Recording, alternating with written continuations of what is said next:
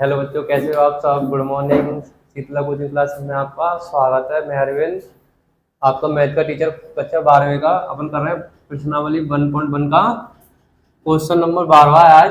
और अपन कर रहे हैं संबंध एवं फलन। ये अपना चैप्टर का नाम है, अध्याय 1 का। तो अपन क्वेश्चन नंबर 11 तक कर चुके हैं। अपन करेंगे अब 12वां क्वेश्चन। तो 12वां क्या कह रहा है, अपन ने पहले भी किया है। 12वां पढ़ते हैं। क्या कहते हैं, सिद्धि कीजिए कि समस्त त्रिभुज।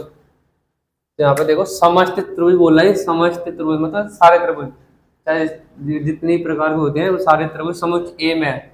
अपन मानते थे ना, समुच्च ए में सभी प्रकार के त्रिभुज है इसमें। और संबंध क्या दिया, आर बराबर T1, T2 अनुपात T1, T2 के समस्त समरूप हो। समरूप जानते हो ना, इस तरह से होना चाहिए। समरूप का निशान है, मतलब एक दूसरे के समरूप होना चाहिए।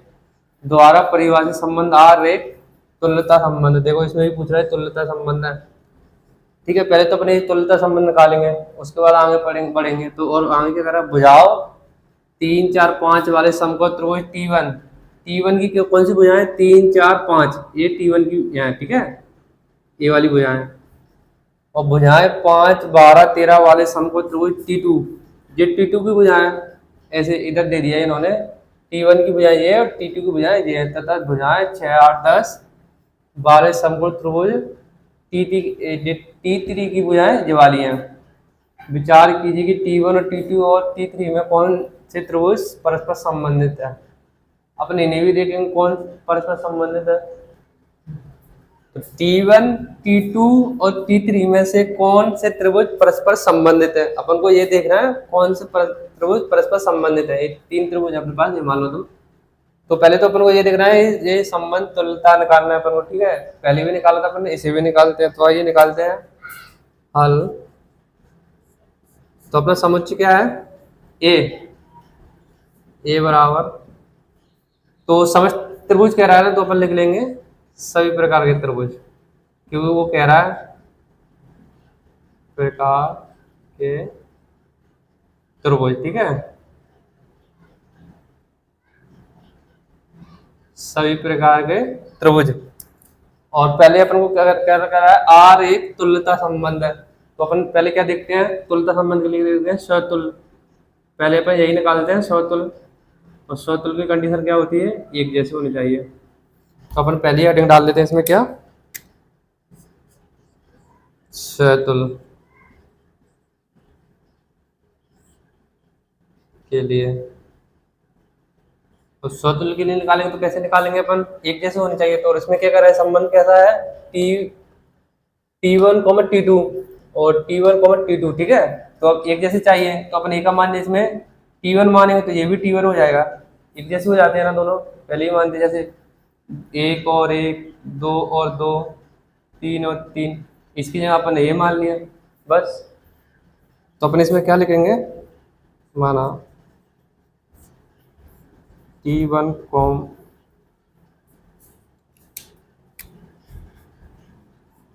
T1, T2 किसी संबंध में है। ठीक है, किसी संबंध में। तो अपन इसे कैसे लिख लेंगे, T1 समरूप है T2 के, सॉरी T1 ही आएगा, T1। ठीक है, तो एक जैसा हो गया, मतलब हो गया ना एक जैसा। T1 और T2 जो समरूप है, समरूप पूछ रहा है वो। देखो कहाँ पूछ रहा है, समकोण त्रिभुज परस्पर संबंधित है। जीरा समरूप, समरूप पूछ रहा है तो समरूप है। तो अपन क्या लिखेंगे, आता है यह समतुल्य है। ठीक है, अपन को एक निकालना था ना, अब क्या निकालेंगे अपन, समतुल्य हो गया अपना। अब निकालेंगे हमें सममित। सममित कैसे निकालते हैं, ए बी और बी ए। क्योंकि अपन को ये निकालने क्योंकि ये तुल्यता संबंध है। तो अपन निकालेंगे सममित के लिए।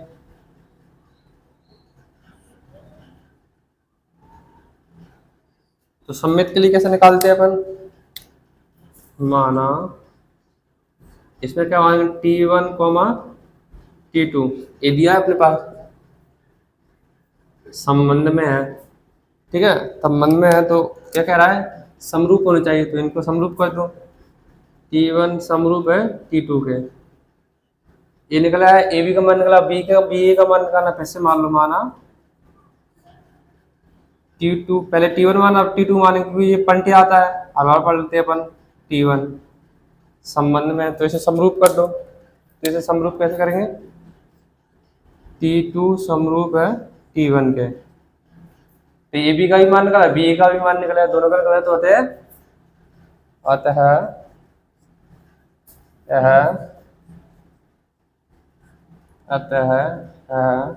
सम्मित है। ठीक है, अब निकालेंगे अपन संक्रामक। संक्रामक इसे मिटा लेते हैं पहले। अब निकालेंगे अपन संक्रामक। ठीक है, तीसरी अड़ी कौन सी अपनी? संक्रामक के लिए। तो संक्रामक कैसे निकालते हैं पता है ना आपको? ऐसे इससे हम इसे निकालेंगे। तो संक्रामक का क्या होता है? संक्रामक के लिए कैसे होती है? ए बी और बी सी किसी संबंध में है तो ए सी भी उसी संबंध में होना चाहिए, तभी ये संक्रामक होगा, नहीं तो नहीं होगा। ठीक है, तो अपन अब इसमें क्या मानेंगे? तो हमें पता है ना, इसके लिए 3 की जरूरत होती है। माना T1, T2, T3 किसी संबंध में है तब जो मान लो किसी संबंध में है, तो माना अपन कैसे मानेंगे? अपन इसमें से पहले लिखेंगे T1, T2 के साथ, ऐसे लिखते थे ना अपन। तो T1, T2 समरूप है एक दूसरे के। T1, T2 T1 समरूप है T2 के। ये अपन समीकरण नंबर 1 मान लेते हैं, इसे ऐसे मानते थे ना। फिर से मानेंगे अपन, माना अब इसके साथ चले अपन, अब इसके साथ चलेंगे T2, T3 के साथ। ठीक है, तो T3 के साथ चलेंगे तो ये भी एक दूसरे के समरूप होंगे। तो इधर दिख रहा नहीं होगा, इधर लिख देते हैं। तो ये भी एक दूसरे के समरूप होंगे, इसे अपन समीकरण नंबर 2 मानते थे ना। अगर ए बी और बी सी अगर ये संबंध में है तो ए सी भी होना चाहिए। तो अब T1 निकला है अपना, T1 निकला है T2 के साथ और T2 निकला T3 के साथ, तो AC क्या होना चाहिए इसमें? AC क्या होना चाहिए? T1 और T3। तो अपन क्या लिखेंगे? समीकरण नंबर 1 व 2 से तो अपन को AC चाहिए, तो A क्या है इसमें? T1,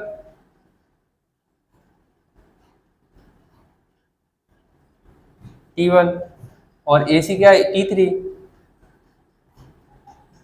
निकला है अपना। तो A भी निकला है, B से निकला है, AC भी निकला है, तीनों निकला है। तो अपन क्या लिखेंगे? अतः यह संक्रामक है, ऐसे निकलते हैं अपन। तो अपन क्या लिखेंगे?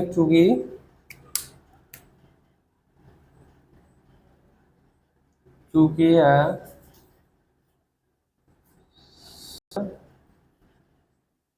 सम्मित संक्रामक है, इसलिए यह संबंध है तुल्यता संबंध है।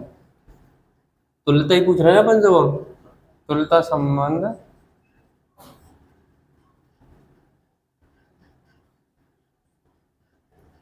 ठीक है। अपना ये तुल्यता निकाल लिया अपन ने, अब निकालेंगे अपन भुजाएं। तो भुजाएं देख लेते हैं अपन इसमें कैसे निकालेंगे।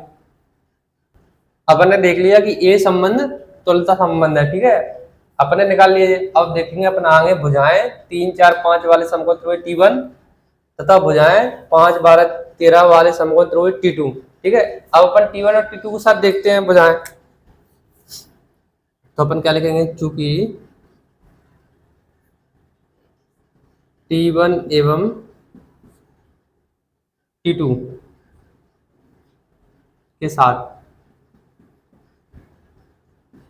तो अब इसको परस्पर संबंधित देखना है कि मतलब इनका अनुपात बराबर है कि नहीं है, परस्पर एक दूसरे के समरूप है कि नहीं है। तो T1 की पहली भुजा कितनी है? 5।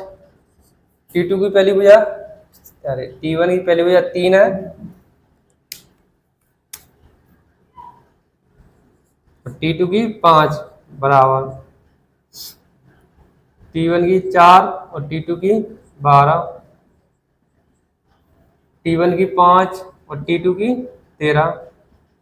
देख लो ये एक जैसे नहीं है तो ये बराबर नहीं है, तो अपन क्या लिखेंगे, अतः T1 समरूप नहीं है T2 के। समरूप का निशान यही होता है ना, तो ये समरूप नहीं है, अपने से काट देंगे। अब देखेंगे अपन कौन सा, क्योंकि T1 एवं T3 के लिए,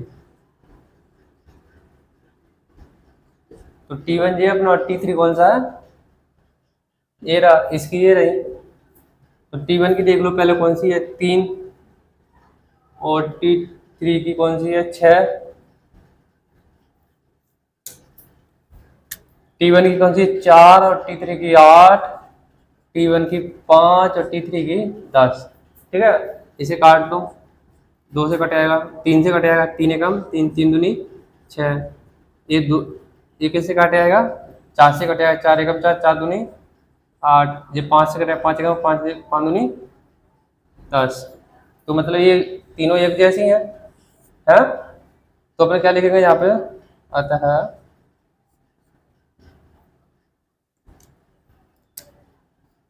T1 समरूप है T3 के लिए।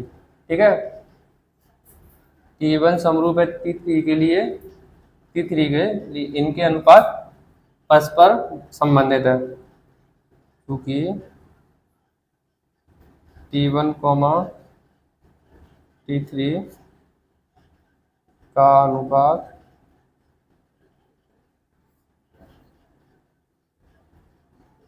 परस्पर संबंधित है।